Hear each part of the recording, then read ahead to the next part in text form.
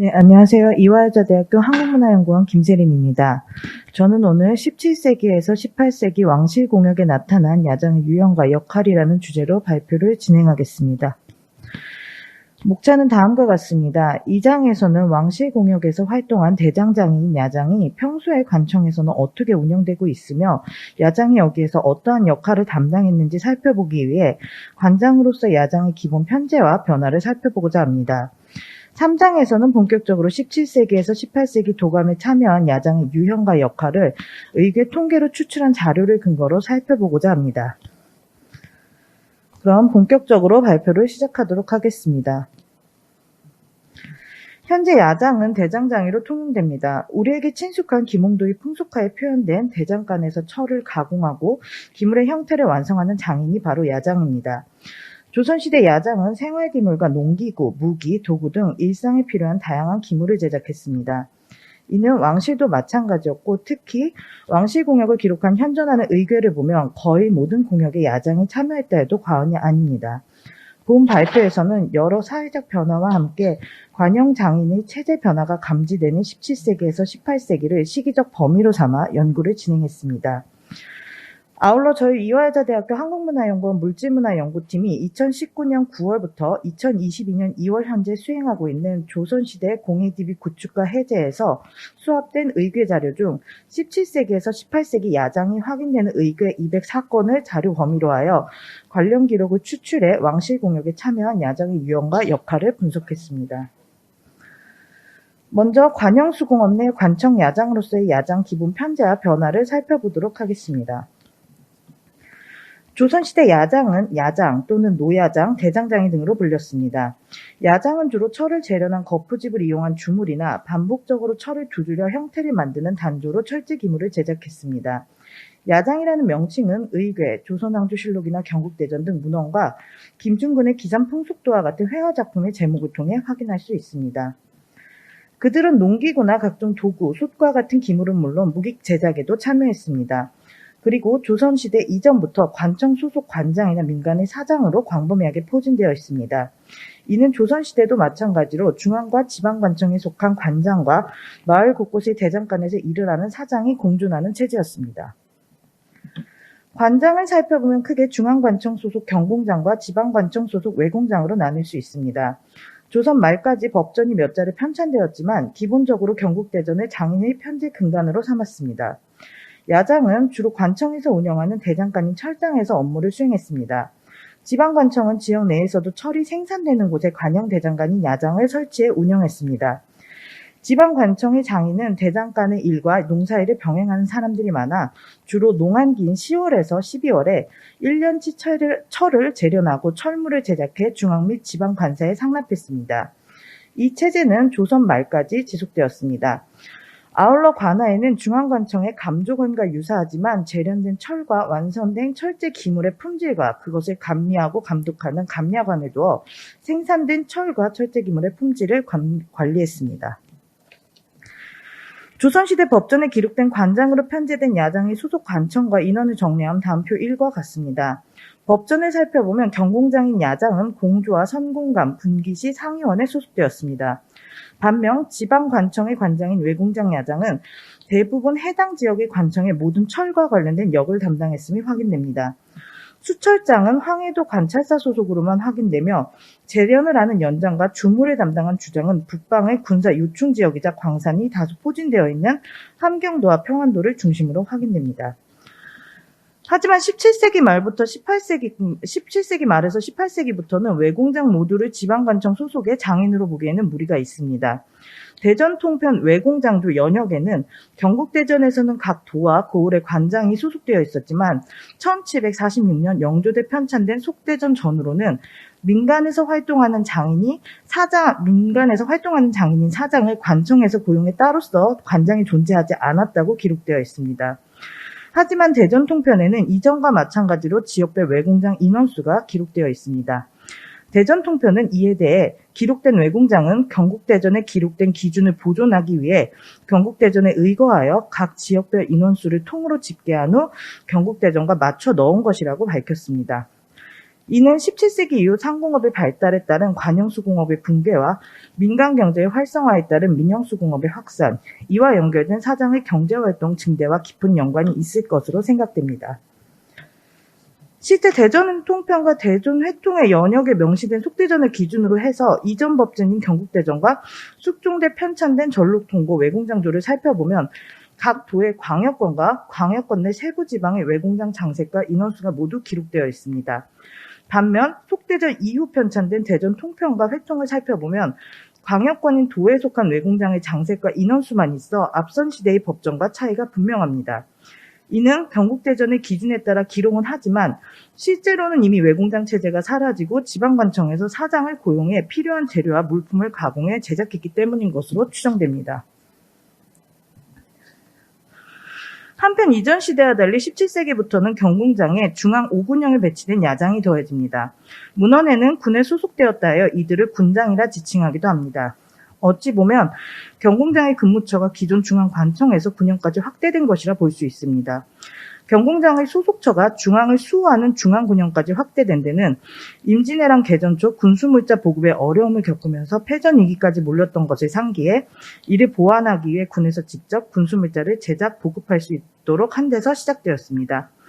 이러한 체제는 17세기에 본격적으로 정비되어서 조선 말까지 유지되었습니다. 이에 경공장은 관청이나 군형에 계속 머물거나 상황에 따라 중앙관청과 군형을 오가기도 했습니다. 군형 소속 야장은 군형에 필요한 각종 철물과 무기, 일상 생활용품을 제작하기도 했습니다. 특히 무기 제작과 수리는 형태부터 구동 장치까지 매우 복합적인 기술을 요하는 작업이었습니다. 따라서 뛰어난 기술을 가진 야장의 확보가 무엇보다 중요했습니다. 이에 실제 각 군형에서는 기술이 좋은 장인을 확보하기 위해 노력했고 뛰어난 장인이 있으면 공조 등의 요청해서 군형에 배치하도록 하기도 했습니다.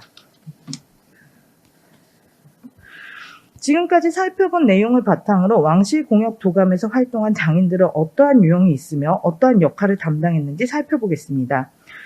국내 소장된 17세기에서 18세기 의궤에서 공역에 차출된 야장을 통계내보면 야장의 차출 유형과 일부 공역 유형을 중심으로 전문화된 장인 양상이 확인됩니다. 야장은 도감 내 장색 세분화가 다른 분야에 비해 덜하지만 대부분의 공역에서 동원되는 필수 장색이었고 때에 따라 목수, 석수 다음으로 많은 인원이 구성되기도 했습니다. 17세기에서 18세기는 다른 시기에 비해 많은 공역이 시행되었으며 장인의 소속관청이나 지역 등이 의궤에 비교적 상세하게 기록되었습니다. 본 장에서는 조선시대 공예DB 구축과 해제를 통해 파악한 데이터를 기반으로 왕실 공역에 참여한 17세기, 18세기 야장에 대해 살펴보고자 합니다. 왕실에서 공역을 진행하면 이를 소행할 도감을 우선 구성합니다. 도감에는 의례나 공역에 필요한 각종 물품들을 함께 제작합니다. 장인의 차출은 중앙관장인 경공장과 지방관장인 외공장을 모두 아우르며 필요시 사장을 동원했습니다. 왕실 공역이 시작되면 관장은 소속 관청에 있어도 가장 우선적으로 공역 직무를 수행해야 했습니다. 왕실 공역은 짧은 기간에 왕릉 조성이나 궁궐보수와 같은 대규모 공역을 완성하거나 의례 등에 필요한 매우 많은 의무를 제작해야 했습니다. 또 한 해에 여러 공역이 동시다발적으로 진행되기도 했습니다. 예를 들어 새 왕이 즉위를 하면 돌아가신 선왕의 국장도감, 아내가 이제 있을 경우에는 왕비 책례도감, 거기에 대비가 있을 경우에는 대비에게 의례적으로 올리는 상존호도감 등이 동시에 한 해에 치러집니다. 이에 따라 각각의 도감에 장인이 배치되어야 했고 각종 철물을 제작하는 야장은 거의 대부분의 도감에 구성되었습니다. 동시다발적으로 공역이 치러지면 너무 많은 장인이 차출되어 소속관청의 업무가 마비되는 경우도 있어서 조정에 장인 차출에 대한 대안을 요구하기도 하는 경우도 있었습니다. 저희 연구팀의 연구 1차년도 2019년부터 3차년도인 2022년 2월 현재까지 집계된 17세기에서 18세기 의궤는 총 223건입니다. 이 중 야장이 공역 구성장인으로 포함된 의궤는 204건으로 91.4%의 비중을 차지합니다. 이 시기 의궤에 기록된 공역 동원 야장의 총 인원은 1,552명입니다.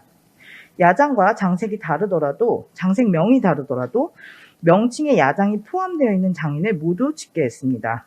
세부적으로 살펴보면 야장 1,539명, 인정야장 5명, 좌변야장 4명, 우변야장 4명입니다. 끌과 정릉 끌과 정과 같은 도구를 전문적으로 만드는 인정야장과 왕릉 좌측, 우측을 담당하는 좌우변야장은 모두 산릉공역에서 등장한 장인입니다. 좌변야장과 우변야장은 17세기 초 산릉도감에만 나타나고 이후에는 좌부석수와 우부석수 소속 야장으로 변화해 조선 말까지 이어졌습니다. 공교롭게도 17세기와 18세기 의궤에서 법전에 나타나는 주무를 담당하는 주장은 21명, 수철장은 거의 없는 편이었습니다. 따라서 이들은 공역에 차출될 시 대부분 야장이나 쇳물을 대는 주장과 같은 역할을 담당했을 것으로 추정됩니다. 이를 바탕으로 도감에 차출된 야장의 유형을 나누어 보면 크게 4가지로 구분됩니다. 첫 번째는 경공장으로 선공감, 자문감, 상의원, 내수사, 중앙군영 소속 장인입니다. 의궤에서 소속이나 지역이 확인이 되는 장인 대부분은 경공장 또는 서울, 경기 지역의 야장이었습니다. 또 평소 왕실 관련 공역을 담당했기 때문에 규정도 있었지만 경공장이 우선 차출 사유였던 것으로 추정됩니다. 예외적으로 경기도지만 수원 및 화성 지역에서 진행된 화성 성역 공역과 장조의 현룡원 이장 및 조선 공역은 수원 지역의 장인 비중이 더 높았습니다. 두 번째 유형은 지방 차출 장인입니다. 이전 시기였다면 외공장과 지방사장으로 분명한 경계가 있었겠지만 앞장에서 살펴본 바와 같이 이 시기는 외공장 체제가 붕괴되기 시작한 시기입니다. 양난을 거치며 많은 장인이 죽거나 이탈하기도 했고 복구가 완료된 뒤에도 이미 상공업이 크게 발달해 관장도 민영 수공업으로 옮겨간 상태였습니다. 특히 18세기 후반 금난정권 폐지 이후에는 장인들이 생산과 판매 겸업이 더욱 활성화되어서 이러한 현상이 가속화되었습니다. 의궤에는 의산, 위계 또는 양주 등과 같이 지역만으로 표기된 경우가 다수입니다. 세 번째는 민간 수공업에서 종사하는 사장으로 사장은 전 시기에 거쳐서 어떻게 보면 등장합니다. 인력이 부족할 시에는 단발성으로 한 번 차출되는 경우도 있고 보유 기술에 따라 장기간 여러 도감에 차출되는 사례가 있었습니다. 또 기술이 뛰어나서 다양한 장색을 수행하는 사장도 존재했습니다. 사례를 들면 야장 중 정윤금이라는 사람은 1772년 한 해에만 공역을 참여한 사장입니다. 하지만 그의 이제 금속 기술이 뛰어나서 현종 출존 영조 조노도감에서는 야장으로 참여했지만 630 상시도감에서는 입사장과 쇠약장을 겸해서 참여했습니다. 네 번째는 사장이었다가 관장으로 편입된 사례입니다. 사례는 많지 않지만 관장 편입 후 야장의 직무를 총괄하는 변수까지 맡은 경우도 있었습니다. 대표적으로 경종에서 영조 연간 활동했던 문세명을 살펴보면 처음 참여한 1722년 공역에는 사장으로 차출되어 쇳물을 대는 주장을 담당했습니다. 이후에는 계속 야장으로서 공역을 수행했습니다. 1725년부터 공조 소속 경공장으로 등장하는데 1759년까지 공조로 소속이 유지되는 것을 의궤를 통해 확인할 수 있었습니다. 사장에서 경공장으로 편입된 후 문세명처럼 한 관청에 머무는 경우도 있지만 중앙관청에서 중앙군영으로 이동하는 사례도 확인됩니다. 이는 경공장에게 중앙군영 또는 중앙관청에 배치되는 17세기 이후 경공장 편제가 적용된 것으로 생각됩니다.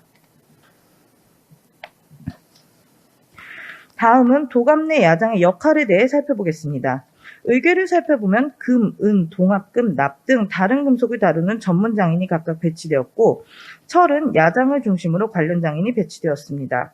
따라서 도감에서 야장은 기본적으로 철물 제작과 관련된 모든 업무를 담당했던 것으로 추정됩니다. 야장은 도감에 설치된 대장간인 철장에서 공역을 수행했으며 무덤 조성 및 이장이나 건축물 관련 공역은 노야소를 중심으로 운영되었습니다. 야장은 보통 쇠를 녹여 붓는 쇠떼기 작업을 하는 주장이나 가마를 담당하는 소로장, 권로장과 함께 나타납니다. 이는 한 대장간 안에서 가마 축조부터 재료 가공 및 쇳물 붓기, 단조 또는 주조를 통한 형태 제작이 야장, 쇳물을 붓는 주장, 가마를 담당하는 노장의 협업으로 동시에 이루어졌음을 의미합니다. 17세기에서 18세기 공역에는 법전에 명문화된 무쇠 장인인 수철장은 아예 등장하지 않으며 주무를 담당하는 주장은 9개 공역에 21명의 장인만 확인됩니다. 반면 야장은 1539명으로서 단독 또는 쇳물을 대는 주장과 동반으로 나타납니다. 이처럼 왕실 공역 내에서 철물 작업은 야장과 주장을 중심으로 이루어졌음을 알 수 있었습니다. 도감 내 장색이 정교화되고 분업이 세분화되는 19세기 의궤부터는 주무를 담당하는 주장과 수철장도 이전보다 왕실 공역에 많이 등장합니다. 야장은 17세기에서 18세기 치러진 가래, 조노, 장례, 산릉, 영조, 빈전, 혼전, 책례 등 다양한 유형의 도감에서 확인됩니다. 개개인마다 자신만의 특기를 가지고 있었고 이것이 성책에 등재되어 장인이 동원할 때마다 공역의 특성에 맞춰 참고했던 것으로 보입니다. 그래서인지 비슷한 공역의 한 장인 또는 조를 집중적으로 배치한 사례들도 확인됩니다. 사례로 1722년에 치러진 도감의 야장 구성을 살펴보고자 합니다. 이 해는 경종의 왕비인 선의왕후의 책례, 그리고 대비인 인원왕후의 존숭, 숙종의 종묘에 모시는 부묘가 동시에 치러진 해로 도감은 다르지만 중복적으로 제작되는 품목이 많았습니다. 세 도감 모두 행렬 의무를 담당하는 일방은 상위원 소속 야장 지순기가, 보인과 관련된 의무가 보인 제작은 이방 금유형 소속 야장 김남희가, 3방은 공조 소속 야장 문항금을 배치했습니다. 이 장인들을 고정으로 한 뒤 1인 한 사람 정도의 장인을 추가해서 운영하는 방식으로 운영되었습니다. 이는 야장 개개인의 전문성에 따라 세 도감의 철물 공역을 각각 고정에 맡겨 효율을 높였던 것으로 추정됩니다. 야장이 지닌 기본적인 철물 기술을 바탕으로 한 도감에서 여러 업무를 한꺼번에 맡거나 공역마다 철을 중심으로 비슷하지만 다른 장색의 업무를 수행하는 경우도 있었습니다. 선조비 임목후 국장도감의 야장으로 참여한 도룡은 별공장 내에서 야장, 주무를 맡은 주장, 혼전 조성에선 야장을 모두 담당했습니다. 이는 도감에서 전체적인 철과 관련된 타조와 주물 작업을 모두 참여했음을 의미합니다. 비슷한 사례로 상위원 소속 야장이었던 김검동은 인조 장렬왕후 가래도감의 3방에 참여했는데 당시 이 가래도감은 같은 잡방 내에서 제작 품목 종류에 따라 세부색이 분화되어 있었습니다. 3방은 옥책색과 김영색으로 나뉘어 있었는데 김검동은 옥책색에서는 야장으로, 김영색에서는 주물을 담당하는 주장으로 참여했습니다. 아울러 1645년에 치러진 효종 세자 책봉례에서는 쇳물을 대는 주장으로 참여했습니다. 그리고 1647년 창덕궁 수리소일계에서는 또 노야소 야장으로 참여했습니다. 이는 기본적으로 도감의 상황에 따라서 야장 개개인이 지닌 철물 기술을 반영해 역할을 유동적으로 적용했음을 의미합니다. 묘를 새로 만들거나 이장하는 등의 무덤 조성 관련 공역은 이러한 현상이 두드러집니다.